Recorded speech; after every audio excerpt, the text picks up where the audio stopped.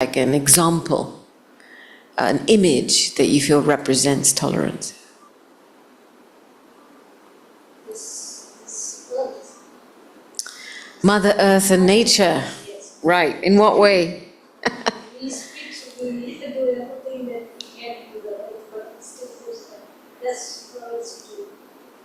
Yeah, so we do all kinds of things to Mother Earth, right? Chop down her trees, and yet out of those trees we get wood, we get furniture, we get things to grow. It's very, very benevolent. But Mother Earth would not call herself tolerant, would she? We say tolerance from the outside. But on the inside, it's not that it's tolerant, it's natural. She's not complaining every time you cut down a tree. She's not complaining when you clear a field, right? Or you reclaim land from the sea. Yeah, there's so many. It's almost like, okay, the acceptance of what is happening without complaining. Okay, what else is tolerance? It's another example of tolerance.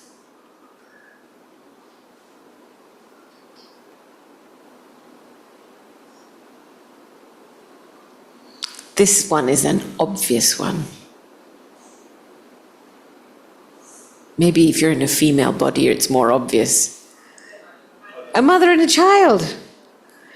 Right? Now, would a mother say about her child, I'm tolerating my child? Would she say that? She wouldn't say that, but yet we say that's an example of tolerance. Yeah? So then what is tolerance? Its root is love. Yes, but the root of all that is love, right?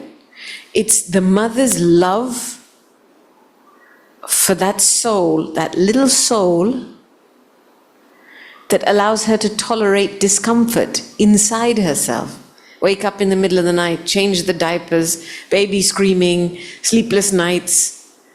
And yet she'll never tell anybody in the world she's tolerating her child. She will do it with love, and she'll do it with happiness. So one of the foundation qualities of tolerance is love. Now, that same child, when it grows up and it starts talking back, what happens to the mother's tolerance levels? Does it remain the same? Mothers here, your experience, does it remain the same? Huh? You start to get hurt. Right, you're like, hang on a second, I've done so much for you. I went through 9 months of hell to give birth to you, labored to you, and you don't say thank you to me. And you give me back talk. Now, when that baby can't speak, it's okay. The love flows. But the moment that baby can speak, it starts to trigger things inside us. Right? So then that love that was unconditional and abundant in the beginning starts to have barriers put up. Nope, you can't speak like that to me. Right? And so then we start to use the language of tolerance in a very different way. Oh, I'm having to tolerate this person. When you're saying that, what are you really saying?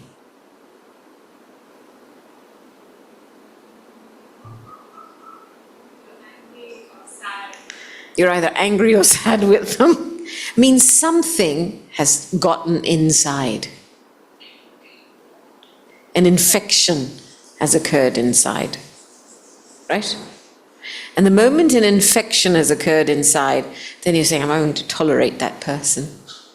But in all the previous examples, the person who's really tolerating with natural love and acceptance, Mother Earth is accepting. Mothers are loving. They don't say that they're tolerating. We use the word tolerance in the negative sense, when something negative has been triggered inside us. And actually what we're saying is, I have a problem with you. That's what that means.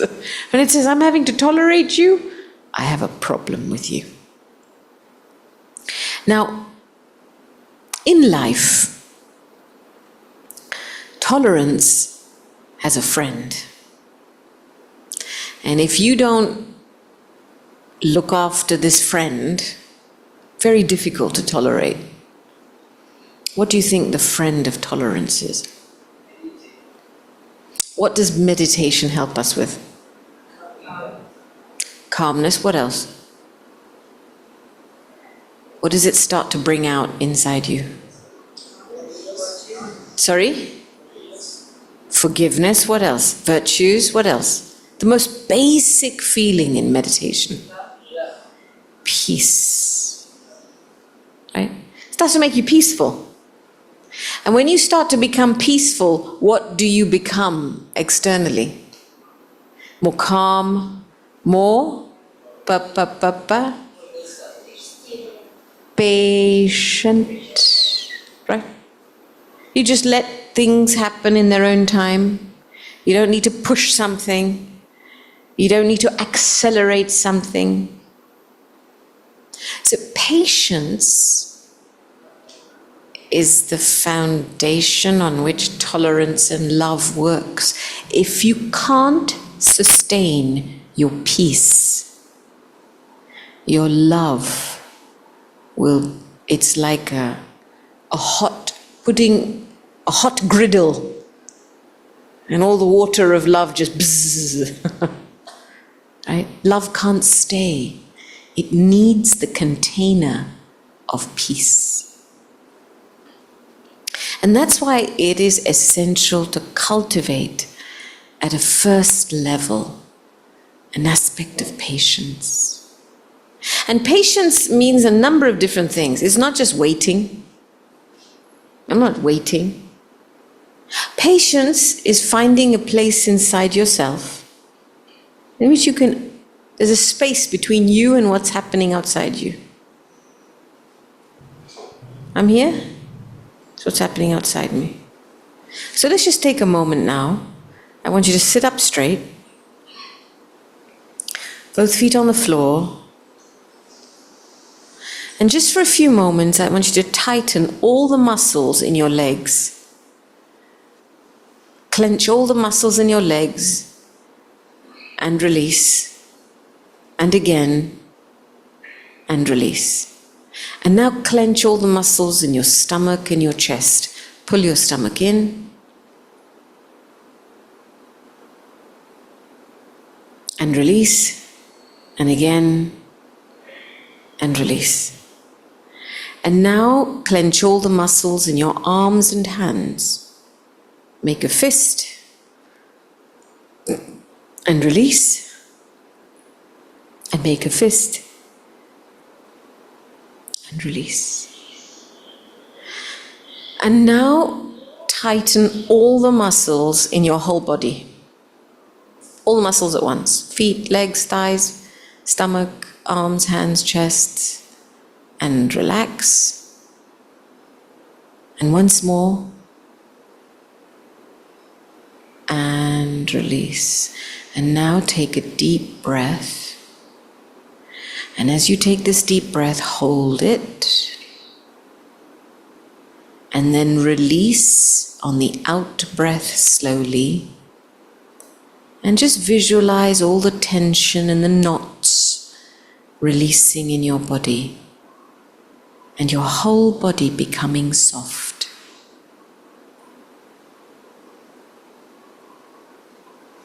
And just keep breathing a couple of times. Until your body completely softens.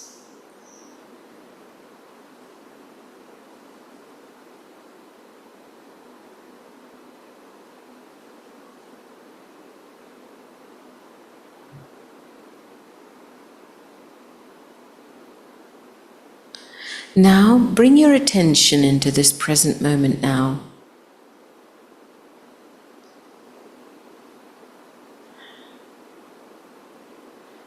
And just for a few moments, visualize a room behind your eyes. It's the room of your mind.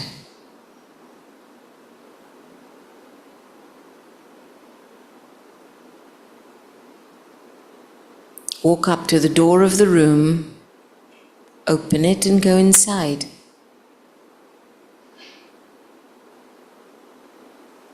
And you can imagine this space as you wish.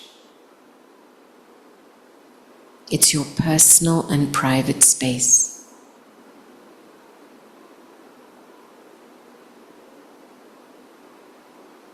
And now, in the middle of the room, there's a comfortable sofa or chair.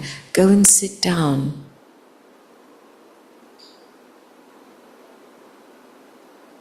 And relax. Let go of your story, let go of the masks. You can be yourself here.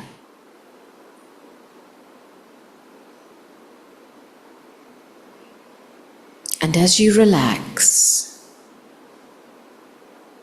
the peace starts to enter and emerge. And in front of you are two large windows, from floor to ceiling. As you look out of the windows, you see a busy street, cars, people, a lot of movement.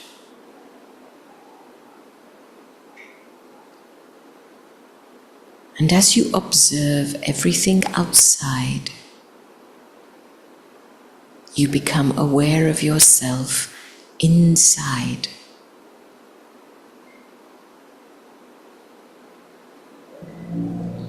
Inside is a sanctuary of peace,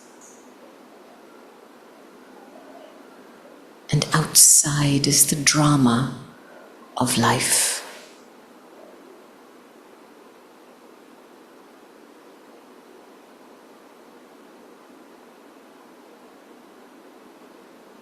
And you're content inside as you watch everything move by outside.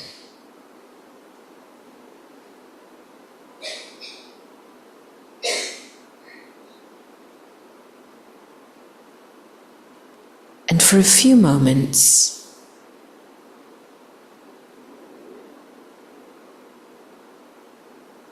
you bring your awareness back inside.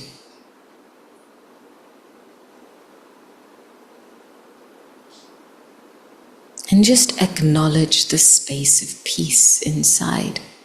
I am at peace inside.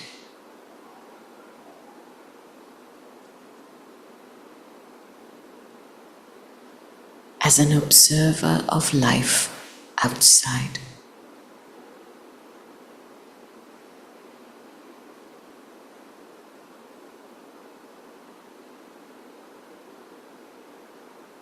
And now just slowly open your eyes and look out in front of you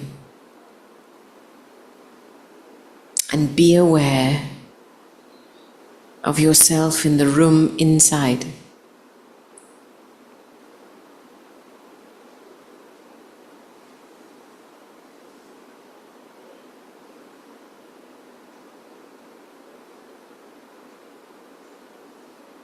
Thank you. What did you start to feel during that?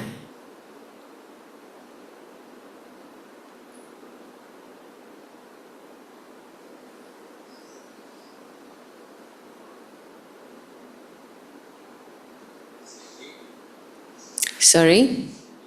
Yeah, you'll feel sleepy. Why will you feel sleepy?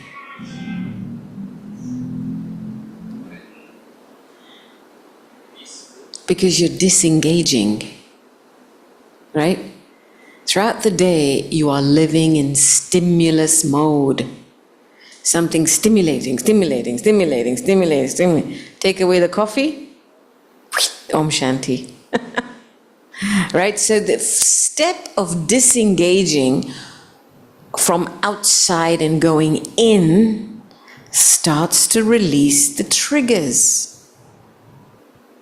And then your mind just goes, oh. And then the body just goes, oh. And then this voice that's so hypnotic. Right? What else were you feeling? Calm. You were starting to feel calm, right? There's a centeredness starting to happen as you relocate inside. This practice is essential as a foundation of developing patience in life. Because patience is when I don't jump into engagement quickly. I just sit and watch for a while. Yeah? What are you doing when you're being impatient? You're going out to control that event or person. But when you're being patient, you're on your throne of an observer and you're watching. But you're not waiting in expectation, you're waiting peacefully. That's why the slogan for patience is wait and see. You know, we have this expression, wait and see. Because it comes when you relocate yourself back in that place of being an observer. So disengagement like this is what meditation supports us with. Cultivating patience. Your tolerance will have limits. Your love will have limits if your patience is low. Yes? This is very important.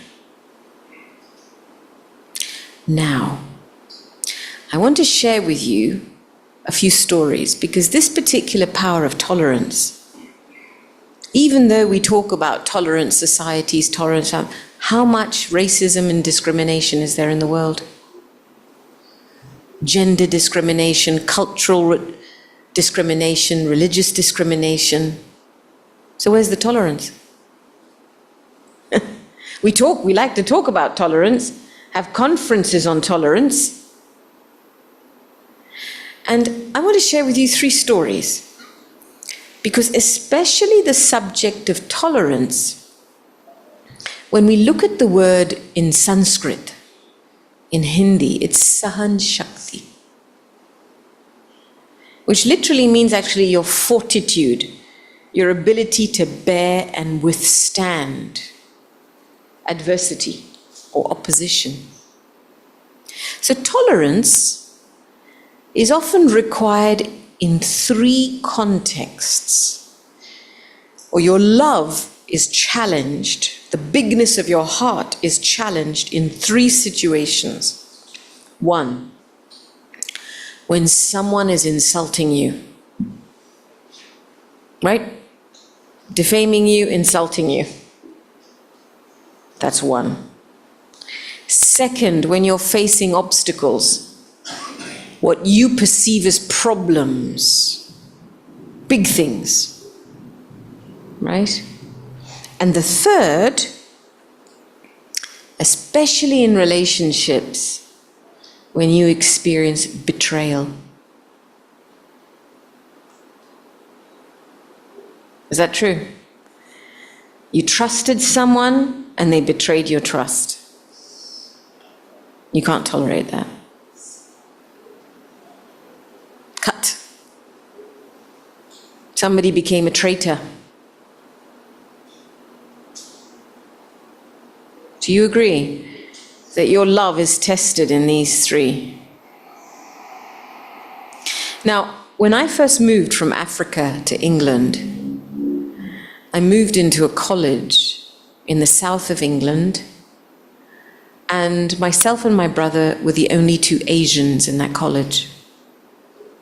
I had no language for racism and discrimination at that time. That concept didn't exist in my head, thankfully. So when I faced racist behavior, very severe racism and discrimination, I could not understand the behavior of these people. I mean, they would actively go out of their way to make life difficult for you. And I remember one day, it was not easy to bear because you cannot understand where this behavior is coming from. I haven't done anything to you. I'm just minding my own business. And one day I remember having the thought, well, if I don't understand what they're doing and why they're behaving like that, then surely they can't understand what they're doing. There must be some pain they're experiencing in their life to behave like this. And thankfully, I've been meditating since I was knee-high to a grasshopper, right? So I just turned back to my meditation practice. There were 3 individuals that took it on themselves to give me a very hard time. And in the mornings, I decided from 6 to 6:30 in the mornings, because that was my spiritual study time, and before that I would meditate, I decided to dedicate that half an hour every day to just sending love and good wishes to these 3 souls. I thought, well, whatever their situation is, their family life is, for them to behave in this way, there must be something going on. So I just took it on myself just to innocently start sending love and good wishes in my meditations. I think, I hope you wake up and have a good day today. I hope that whatever issues in your life and your family, they're resolved. And I used to feel a lot of love and good wishes at that time because it's a very pure time of the day. And you won't believe that within a month and a half, the 3 people that gave me the hardest time, one of them left, 2 of them became my best friends and still are today. My point is, what is the adversity in that moment?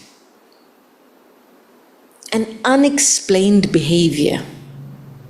It's not a personal thing. They're targeting your skin. I'm not my skin, am I? No. It's a misconception. But because I didn't label or judge or analyze, I just felt mercy. To smile when someone is praising you is not tolerance. But to smile when someone becomes an angry enemy and insults you, that's tolerance. Yeah? So, when we speak and we keep merciful feelings in our heart, it can conquer the other side. But the moment you start labeling and judging and expanding, guess what happens? You can potentially make a molehill into a mountain. So that's the next thing that happens. That's how you create your own obstacle.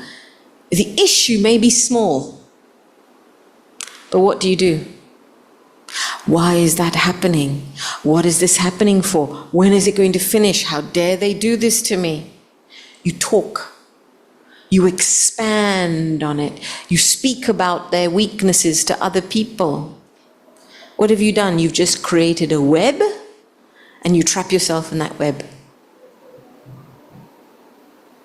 The issue might have been small to start with, but because you talk about it, it gets bigger.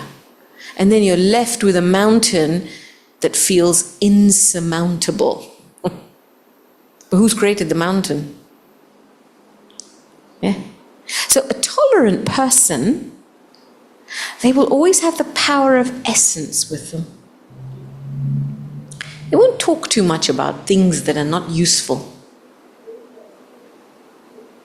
If somebody's throwing rubbish at you, are you going to take it? You're not a dustbin. So what are you going to do? You're going to examine the rubbish, you go, where did this rubbish come from? If there's a storm outside and it throws rubbish in your house, what are you going to do? You're going to clean. You're not going to sit there and analyze the rubbish. Why is it here? Where did it come from? It's the same with our minds. A tolerant person will never engage with rubbish. No speak about rubbish, no expand on rubbish. And as a result, they maintain lightness. Just lightness in their way of being. And they can make big things small because they know the art of reducing expansion into essence. If you were to walk through life making small things big all the time, it would be very difficult for you. And we do that because suddenly our mind starts to expand on the rubbish. And that's how we put our own barriers to the flow of love. It's just a habit. The love is there. It's not that the love isn't there. But we put our own barriers with these habits. Now, when we come to the subject of betrayal, right? You trust someone, they betrayed you, they became a traitor. What you're fundamentally dealing with in your life are discontent souls. Not difficult. Difficult is a projection. I can find something difficult, somebody else will find it easy. Right? Difficult, if I'm finding someone to be difficult, somebody else will say, I don't have any difficulty with them. So it's not about difficult, but that some souls are discontent. And in their discontentment, they'll crib about small things. No matter what you do, they'll crib this and this and this and this and that. And this. Now, how do you deal with a discontent soul? And if you were to wish, I wish they could be more content, they're not going to just be more content just because you wish it. That's an expectation. Right? I think one of the things that I've learned from our seniors and our spiritual masters is that the habit that you need to be careful of is blame. If you were to see a person who is discontent as somebody under a shadow or an influence, they're not seeing their light, they're not receiving light. You understand? The umbilical cord is cut. So if you were to see someone under an influence, how would that change your attitude? You'd have more mercy for them. You're not blaming and you're not judging. Right? And it allows you to sustain more compassionate and benevolent feelings for the soul. It's okay. They're not to blame. In fact, nobody is to blame.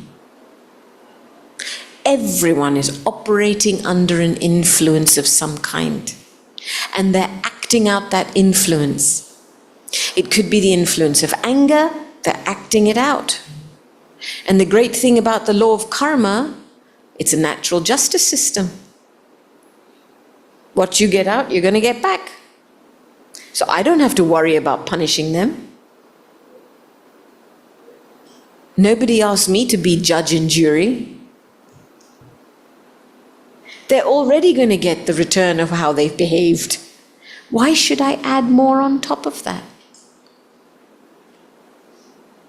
So very deep inside, I have to finish the habit of blame.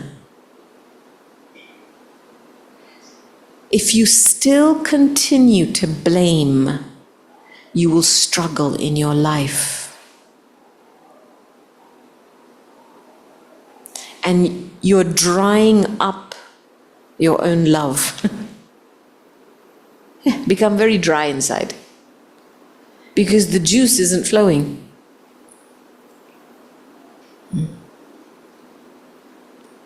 Now, what I do want to say is that a lot of why we hold on to hurt is because we haven't given ourselves enough time to invest in our feelings of peace and love. It's very simple. It's mathematics. Wherever you make an investment, that's what works. That's where you get the return from. And if you're always putting yourself at the bottom of the list, do you think you're going to get any return when there's a crisis? You have nothing to fall back on. Right? Now, what's happening inside the human soul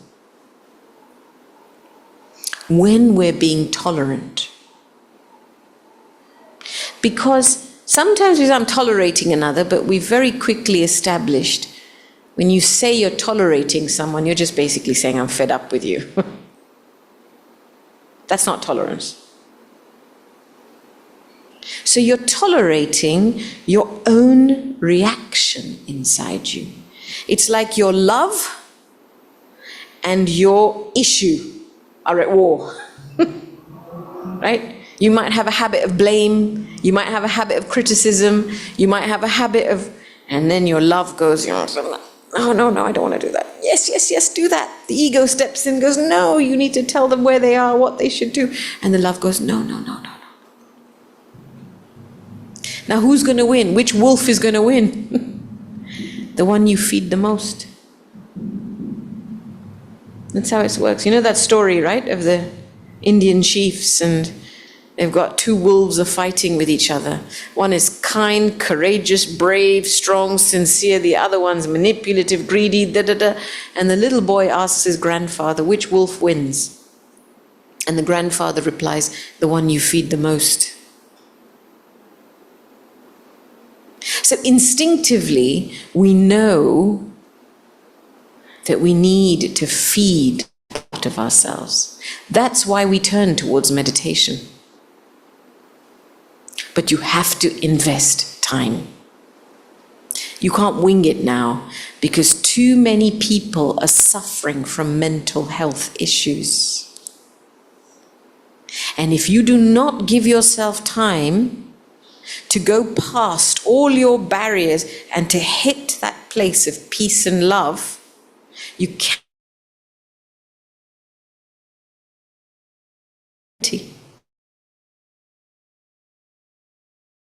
Is not an option anymore. It is a necessity, like your breakfast, lunch, and dinner. Because in the world, obstacles are increasing. Right? Adversities are increasing. Is it possible to get a hand mic, please?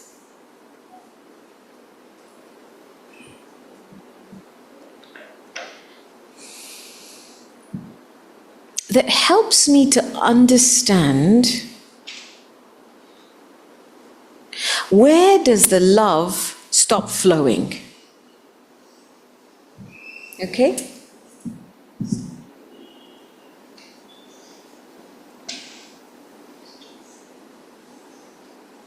Can everybody see this board?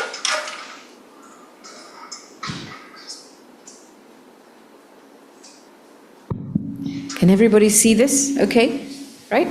So when we meditate, here we are, lovely spiritual being, we meditate. What do we feel? Peace. We feel a sense of love. We feel a sense of calm. There's very positive qualities. Okay? So when your attention is on the spiritual, the being part of you,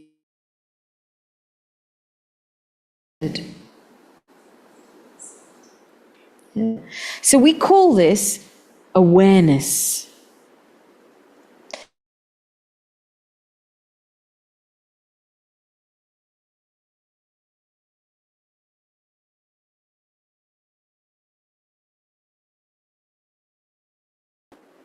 That gets affected is your vision or your perception.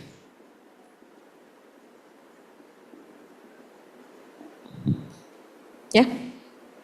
So you're sitting inside, you're at peace. Suddenly you can become more objective. Yeah? You can look at all the different dimensions there. Your vision does not become myopic. Yeah, your perspective broadens when your awareness is inside. Do you agree with that? Yeah, you become broad-minded, open-minded. Perception broadens. When your perception broadens and your vision broadens, what's the next thing it has an effect on? What's the next thing it has an effect on?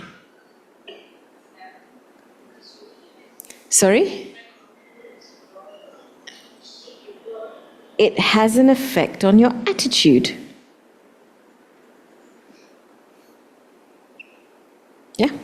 Your attitude is your set of feelings towards a given set of circumstances.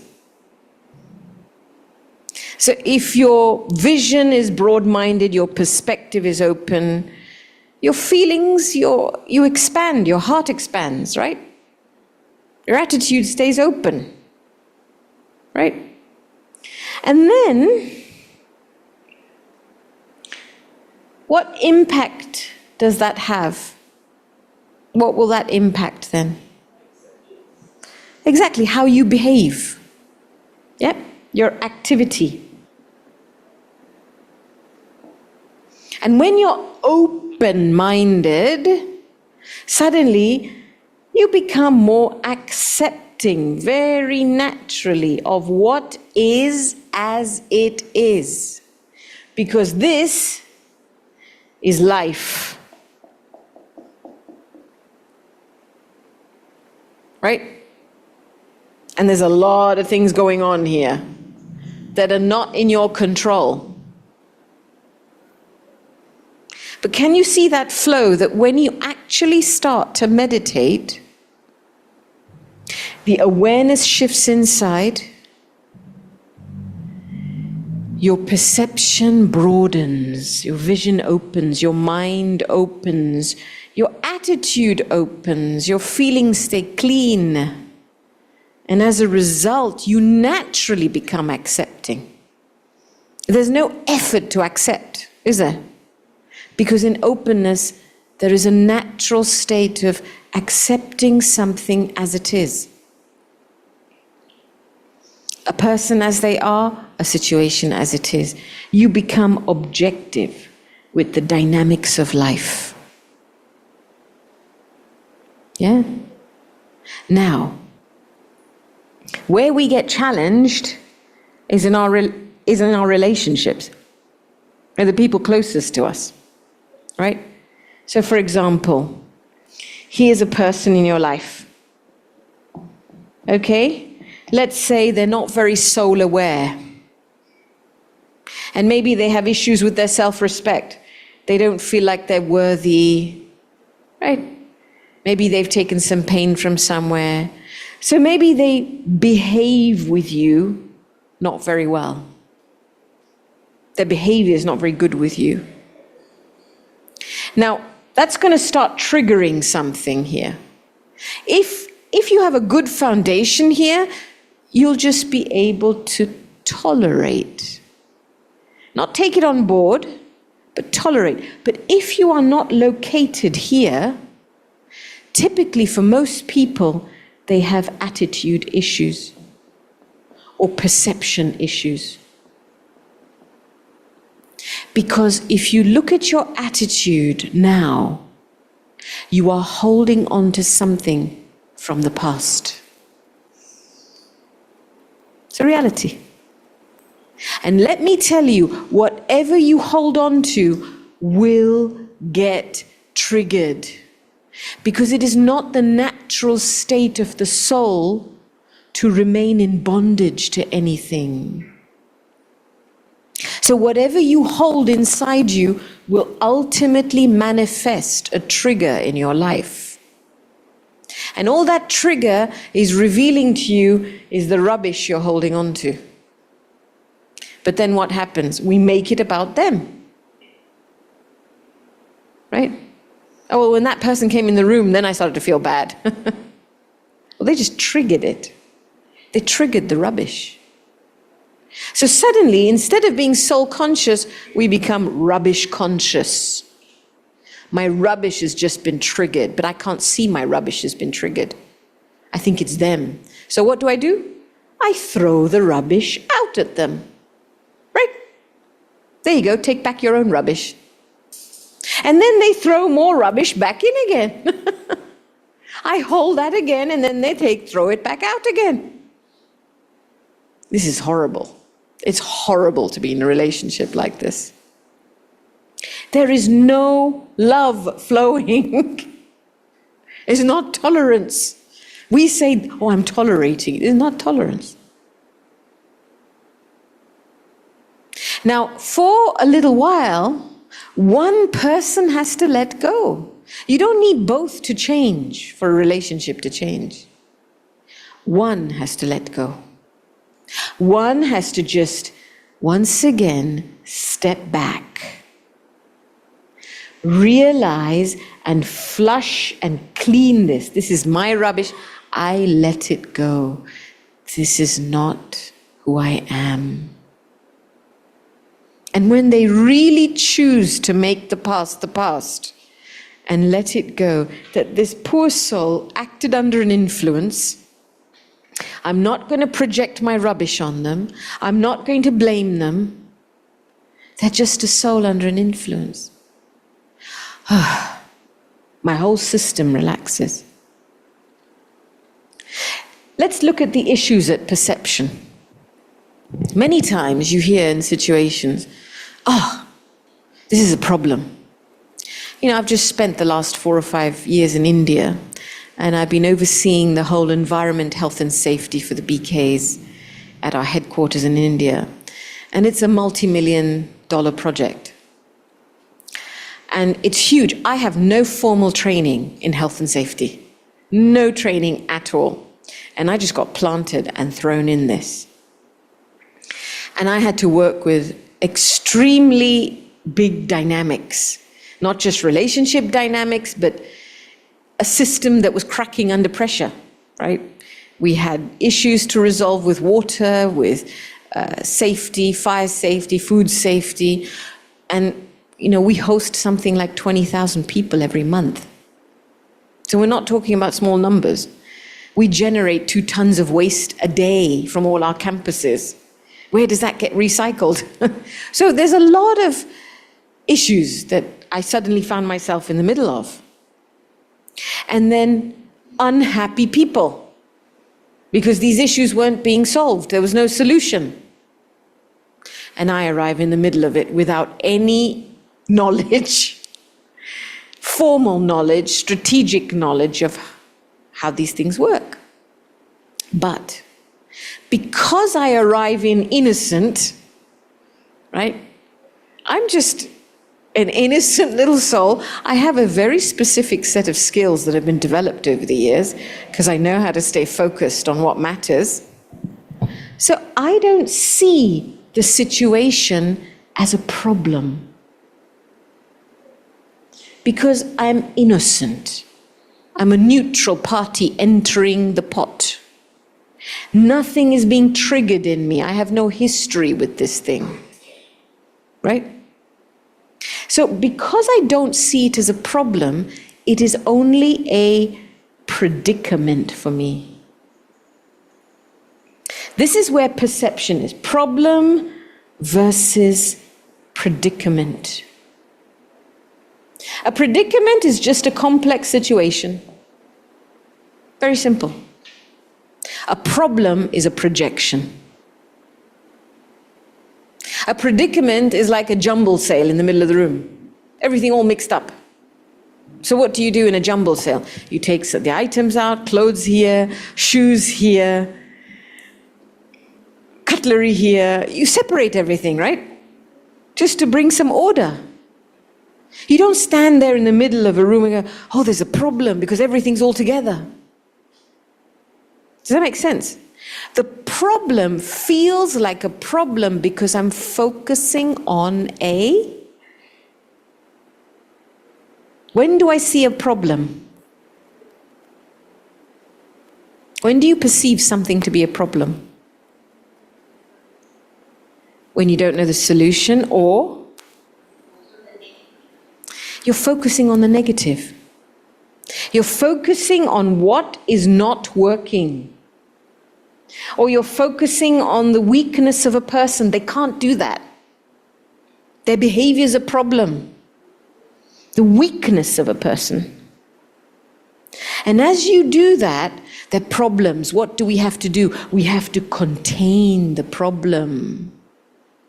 So we have to build a structure to contain the problem. You understand? And it doesn't matter how many structures you build, it doesn't solve the problem. Does it? You just contain problems.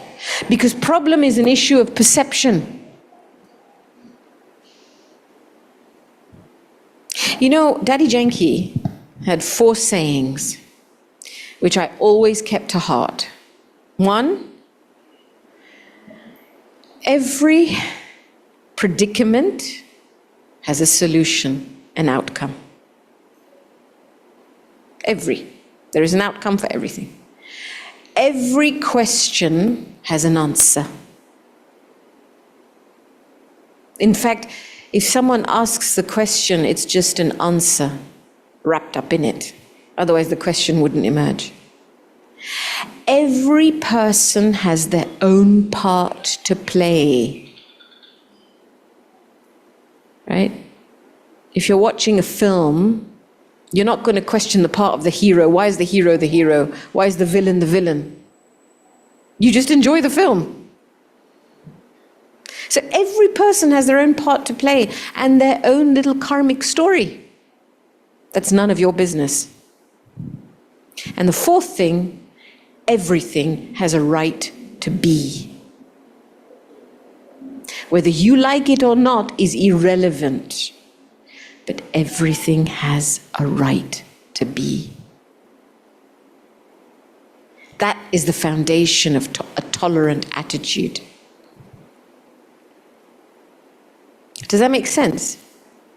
Yeah. So there are certain behaviors and language and, perceptions we need to change. Where it's no blame for a start, no projection. No projection, no blame. Projection is just blame. That's the illusion. And no problem, only predicament. But to create a cleanliness of vision and attitude, the seed is awareness. Because that's where the power lies. If you are not switching on awareness, you are not empowering yourself every day. You're living in ignorance. And as you live in ignorance, guess what? In this jungle of thorns, you will step on a thorn. And then what are you going to do? Blame the thorn? The thorn's fault, it shouldn't be there. Well, watch where you put your feet. It's a jungle. You're not going to blame the jungle. It's just a dynamic. We are at this moment in time in the winter of humanity. And there are certain influences that are making people do crazy things. People have no self-control anymore. And people are very, very tired. Why? Because they are completely switched off to themselves. The awareness is so materialistic, it's so body conscious, that there's no juice in anything anymore. Yeah, and that's why, there's few of us turn towards meditation, because we know awareness is power. So the only way to maintain an internal flow that's healthy is you've got to keep flushing the water here. Switching on the tap, flushing it in. Flush, flush, flush. And then you'll find you will naturally be accepting, very naturally, of what is as it is. And that's a real state of tolerance. Right? See, one of the other behaviors and traps we fall into is people pleasing. Yeah? Don't we? Here we are. I'm holding on to some pain about somebody. Okay? So I don't have very good feelings about them. But I want to get on with them. So what do? I please them by doing things for them, trying to be nice. But does it make them happy? No, because I haven't shifted what's in my attitude. So I spend an enormous amount of energy trying to please them and make them happy. But do they appreciate what I'm doing? They don't turn around and say, thank you for all the hard work you've done. In fact, they're like, you did too much. I never asked you to do it. And so we fall into this relationship game. Why? Because we think if we deal with the surface, if we just change the activity, everything will be okay. But where's the problem? The attitude. You can't just be good at this level and think that it'll solve the problem. 65% of our communication is non-verbal, it's vibrational, it's attitudinal. Did you know that? Your vibes and the way you perceive something speaks louder than what you do.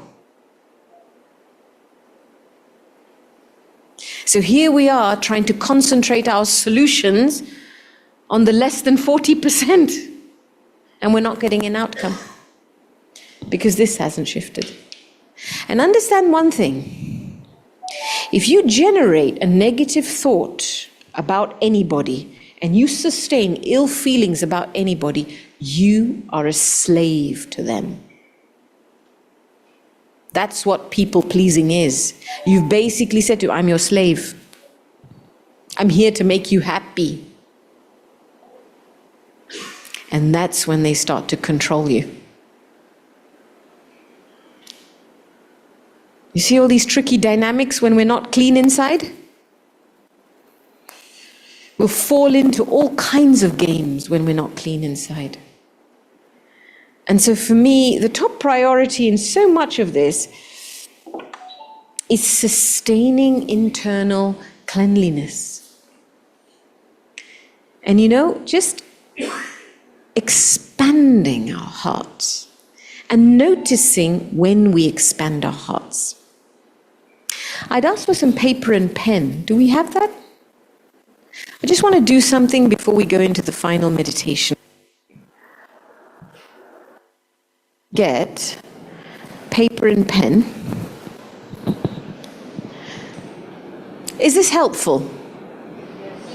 Yeah? So you can see, so I'm about to rub it off, okay? Somebody goes, whoop, quick, I'm going to take it. Right. Not that you're going to understand all this messiness, but okay. Okay. Now, you're going to get pen and paper.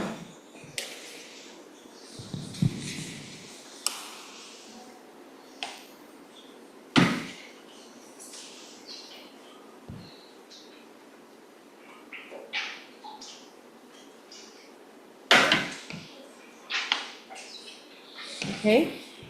Now on your paper, what I'd like you to do is draw.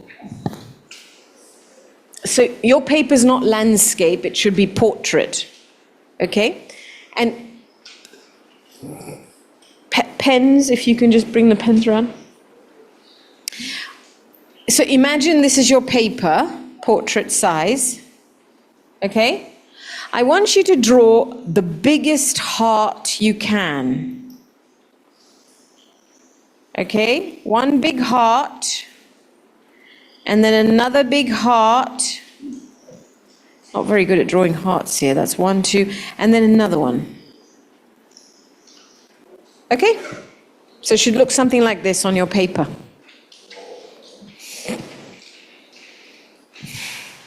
Three hearts, one inside the other.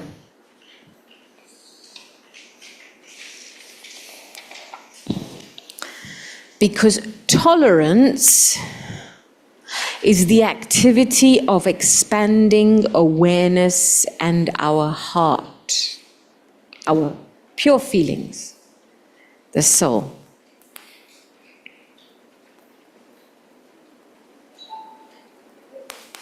Now, all of us have had moments when our heart has shrunk and when our heart has expanded, right?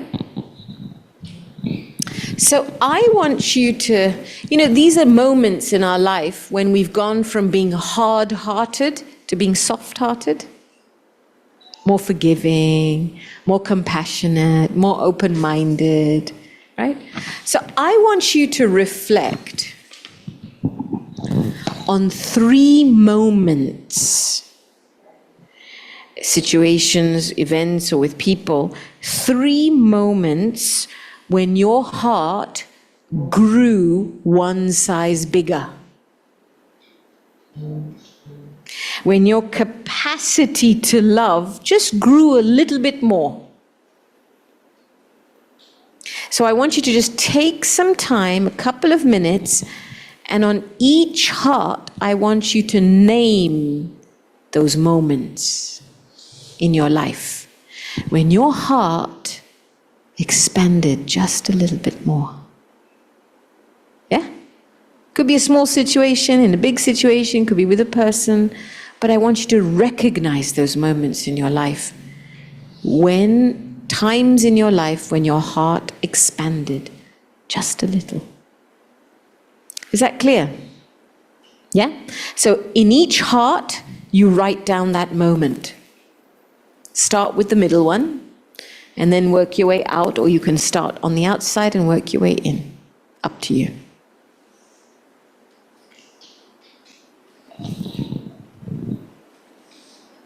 So reflect on 3 moments when your heart grew one size bigger, when your capacity to love became a little bit more. Reflect and name each moment in each of the hearts and write it down.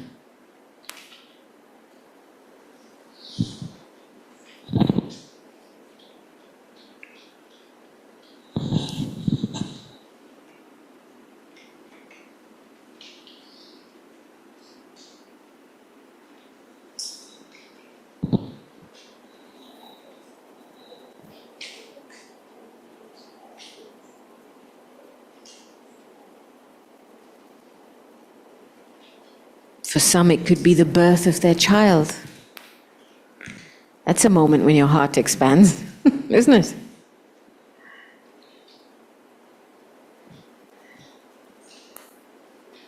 Three moments in your life when your heart expanded a little bit.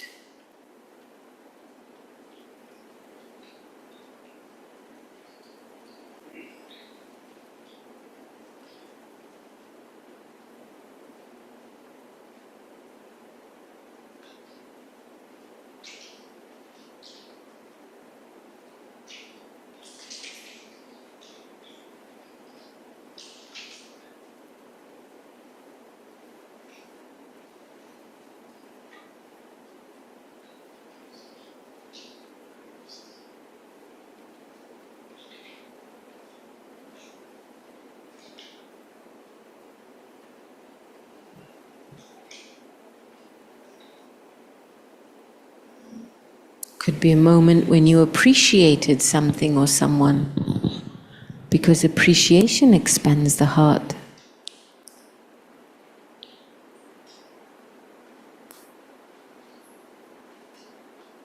It could be a moment when you were being generous-hearted.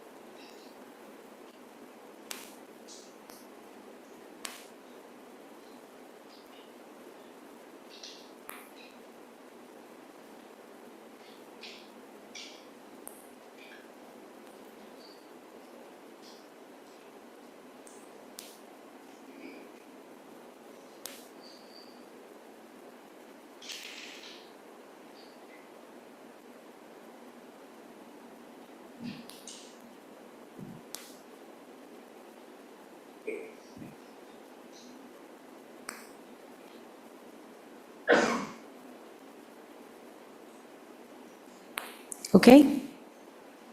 Everybody got 3 moments? Yeah, can somebody name a moment? Give me an example of a moment.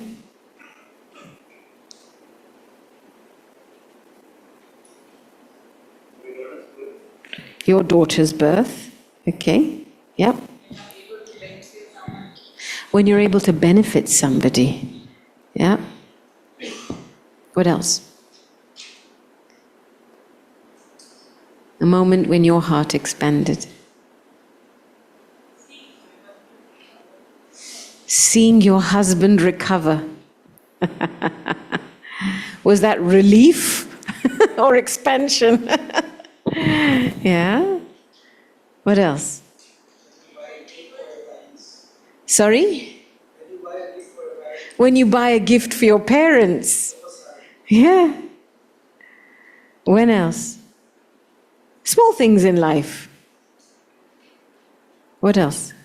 Somebody was saying something here. When you're able to give yourself, be with yourself, be with yourself, your heart expands, okay? Yes. Since child has betrayed them, then he's giving away, then he comes back. Yeah. So, the meditation is what you see, by letting go, Yeah. parents have managed to make the child come back. So when a parent's child has betrayed them and left, and yet the parents have the ability to let go, and in that letting go and acceptance, the child has returned. That opens the heart. Mm-hmm. Anyone else?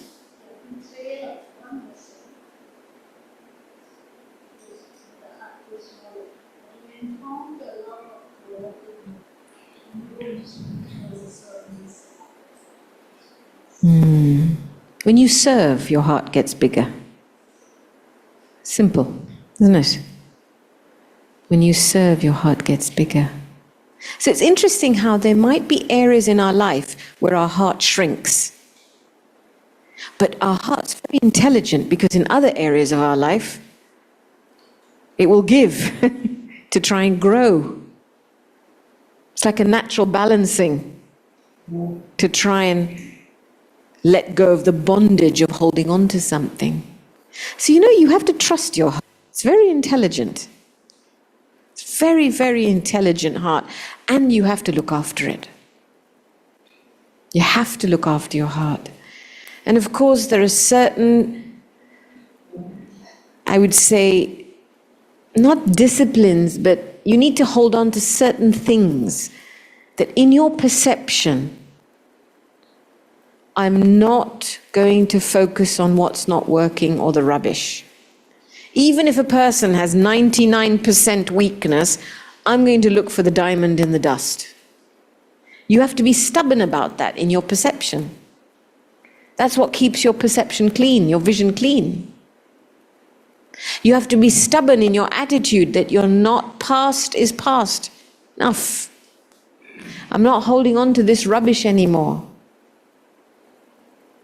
And it's when you keep certain disciplines like that, you stay clean. And then, of course, regular meditation, eh? You can't get away with not giving yourself time and switching on your awareness. And in some situations, especially at the activity level, you might just have to keep your mouth shut.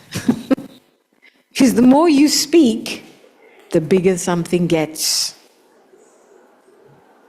And that's when you create your own obstacles. Yes.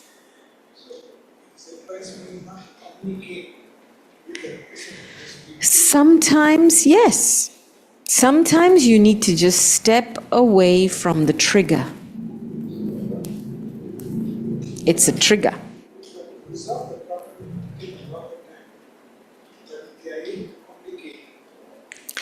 If the person is open to communication, no problem.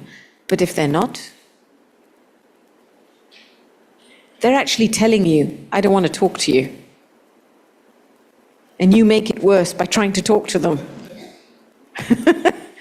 So just follow the signal. There's a lot of intelligence in these signals.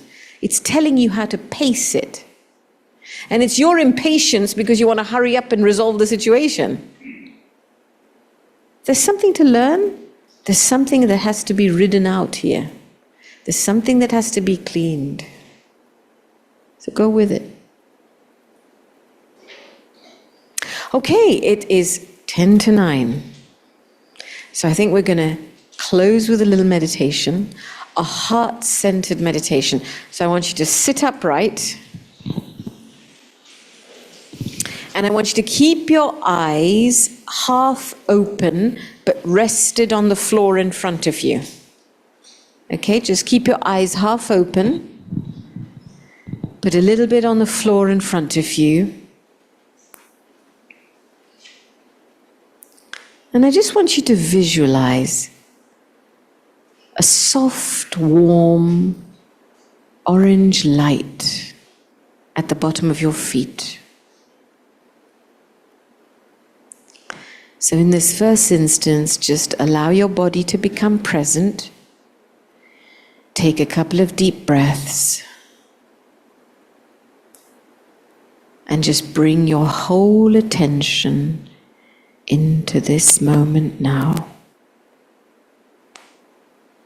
Relax your stomach, your legs, your face muscles, your chest, arms, hands. And allow your whole being to become present. And keep your eyes half open on the floor in front of you. And just visualize a soft orange light, like a warm glow, entering your feet, expanding your muscles. It's traveling up your legs, loosening any tightness anywhere. and bringing warmth into your body. And that light travels up, entering all the tissues and the muscles in your legs and thighs and stomach, and just creating space, warm space inside.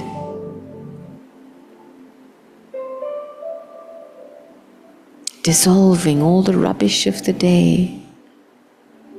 This soft light is cleaning everything.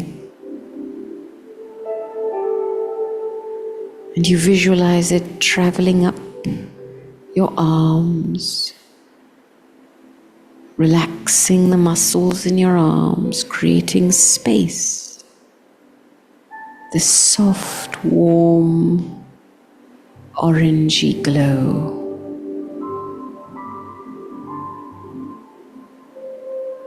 And your chest muscles. And then you visualize it in your brain as it relaxes your brain. The soft orange light relaxes all the neurons in your brain.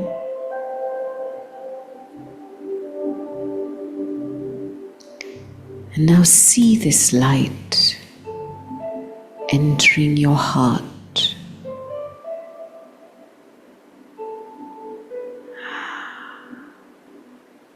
And it starts to relax the muscles of your heart.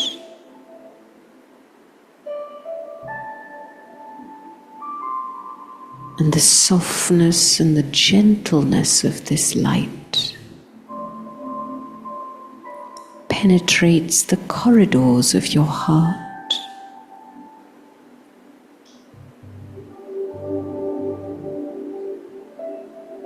Cleaning your heart.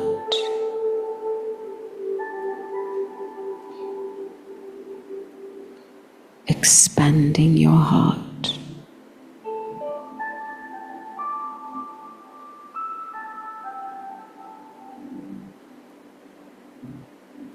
And for a few moments, I'd like you to take your right hand and put it where your heart is.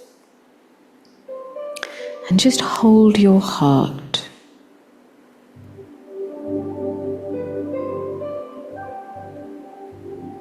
Such a precious heart.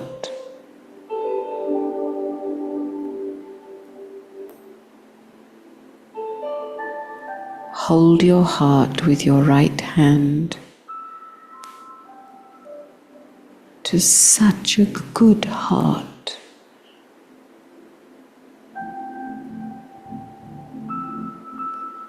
And just feel that orange warm glow melting your heart.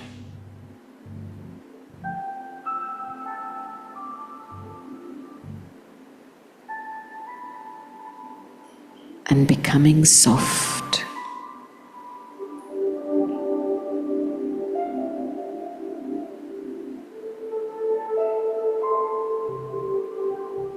And now from inside, I'd like you to generate a good wish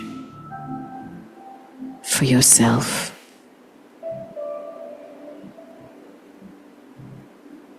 From your heart, generate a good wish for yourself.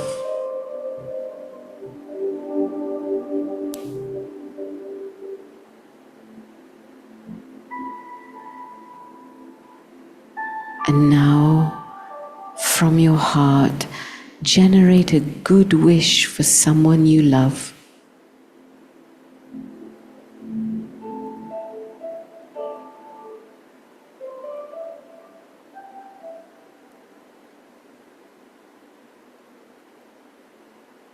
Send out that warm orange glow and a good wish to someone you love.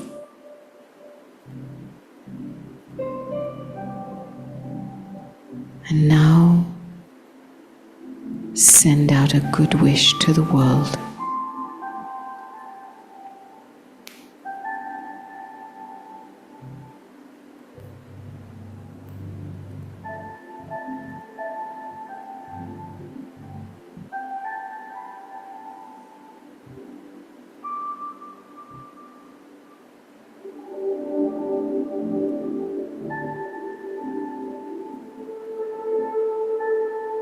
This is a heart filled with good wishes.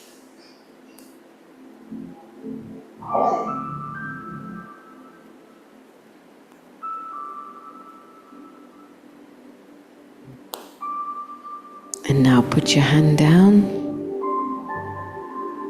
and open your eyes.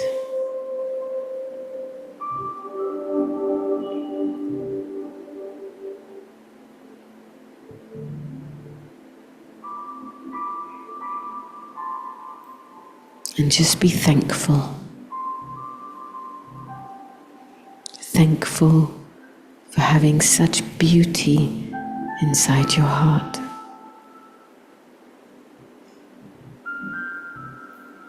And thankful for the opportunity to share that goodness.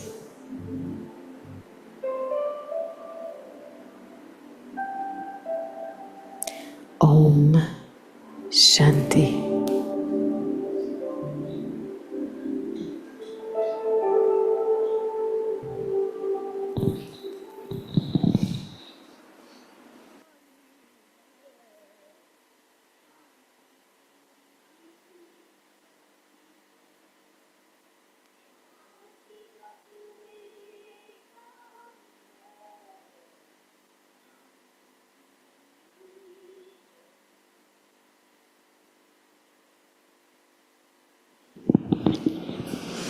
Thank you. A special thank to Sister Gopi for her invaluable sharing with us. I'm sure every one of us would have benefited in one way or another. And is there any question anyone wish to ask Sister Gopi? Any lingering question that you wish Sister Gopi can help you to clarify?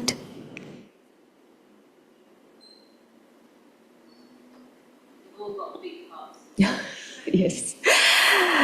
If there is none, I'll proceed with the next announcement. For the newcomer, all right, for the newcomer, allow me to give a brief introduction of Brahma Kumaris, in case they don't know what is Brahma Kumaris. And Brahma Kumaris is a worldwide spiritual organization dedicated to personal transformation and world renewal. Brahma Kumaris has spread over 137 countries on all continents of the world. The organization is committed to help individuals transform themselves based on understanding of their value, spiritual identity, which transcend their mere material existence. At the heart of the Brahma Kumaris teaching is the foundation course in Raja Yoga meditation. In the 7 days course of Raja Yoga meditation, a series of classes in this course will facilitate your inward journey in an efficient and effective way. The course is conducted free of charge. There's few more announcement in relation to the courses. The 7-day course meditation starts at every Monday, 7:30 p.m. in the center. And every Tuesday morning at 10:30 a.m., a special class on various interesting topics. Well, there are books also, books for sale at the outside counter if any one of you are interested to buy books for reading. And I think we shall conclude this event with special blessings and Toli from Sister Gopi, right, everybody? And Sister Gopi? Yeah, do you know what is Toli?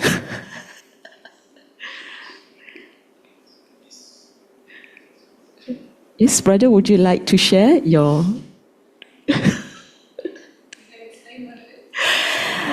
Toli is a gift.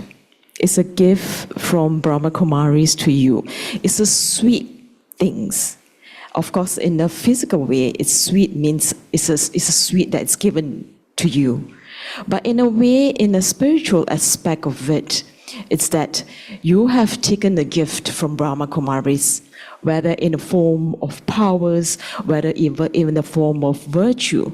Because Brahma Kumari's system is that no one should go back with empty-handed. Oh, Sister Gopi, do you have anything to add on the Toli?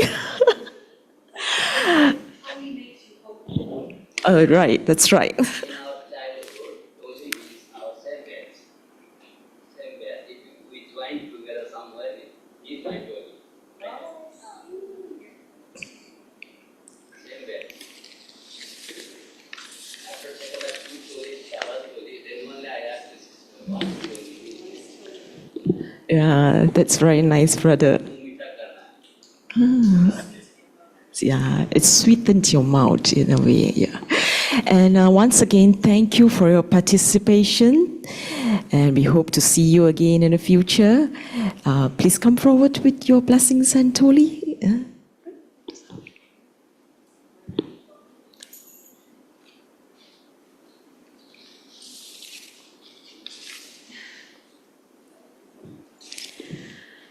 And before you leave this hall, I would like to invite all of you, after the Toli blessings and Toli sessions, I would like to invite all of you to come forward for a group photo with Sister Gopi. Thank you. Om Shanti.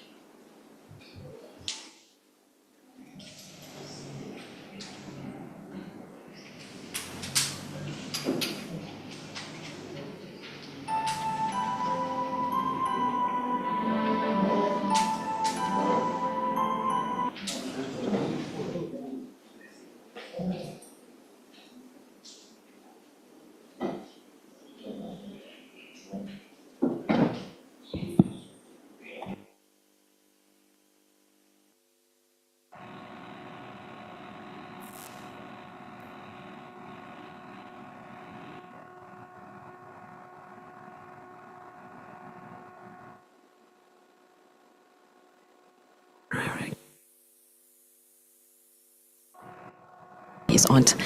I'm so sorry there's a change in the...